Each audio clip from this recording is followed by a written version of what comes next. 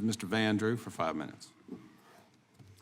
Thank you, Chairman. Just before I begin, I didn't even plan to speak on this particular piece, but as I've been in and out, because we had multiple committees today, I've heard this constant harangue about Republicans causing gun violence. Now let's really look at this. So I thought about the big cities. I thought about Chicago, New York City, D.C., Baltimore, Philadelphia, just to name a few of them. Is Chicago a Republican city? Is New York City a Republican city? Is Baltimore a Republican city? Is D.C. a Republican town? Is Philadelphia a Republican city? They all have the worst crime rates. Little babies, children, others are killed virtually every week in these places. They have the strictest gun laws you can find anywhere. It is cruel to tell people because you are going to make a stabilizing brace illegal that their little babies are going to be okay, that their children are going to be okay, that their families are going to be okay, because it just isn't true. And Mr. Hunt's exactly right. It has to do with our family structure, our family, our faith, our belief in freedom and patriotism. Our society has fallen apart to a great degree, and this administration has taken every chance possible, every chance to politicize gun violence, to push more and more restrictive measures on legal and law-abiding gun owners. I'm a gun owner. I go to the range once or twice a week. And the guys that I see there are not bad people. They're sportsmen. They practice.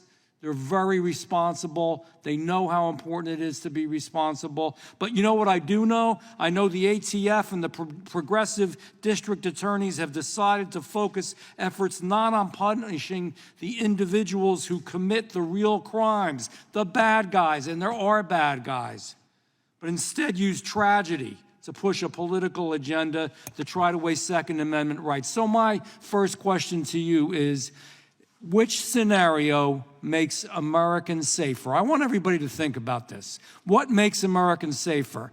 Turning law-abiding Americans into felons by banning pistol braces, or if we have a weak on crime DA who lets people in and out of jail. Some of these people have 20, 30, 40 priors.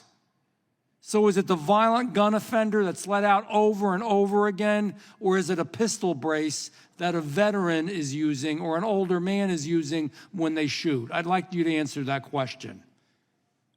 At ATF, we focus a huge percentage of our resources on fighting the kind of violent crime that you have talked about. Sir, and it's important. I'm respecting your position, and I'm asked you to answer a simple question.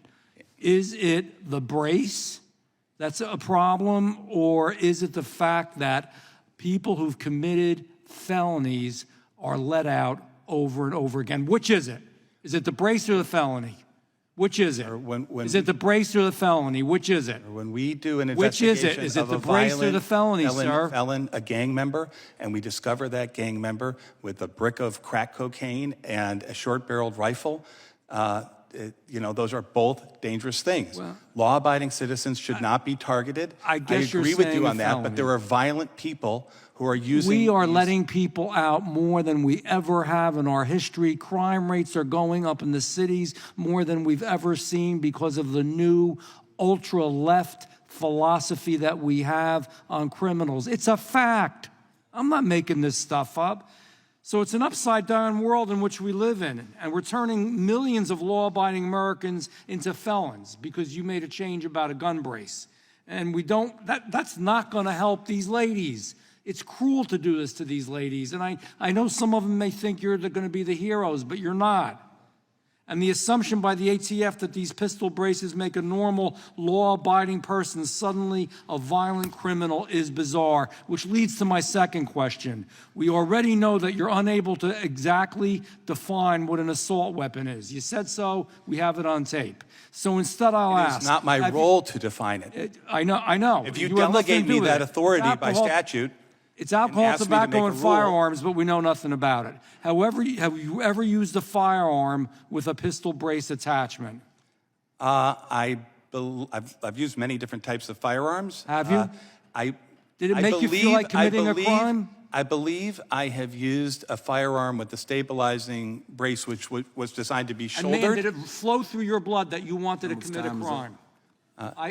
I believe that people yield. possess Gentleman's time's firearms up. and that the firearms aren't things that flow through their bloods. I Chair don't. recognizes Ms. Hageman.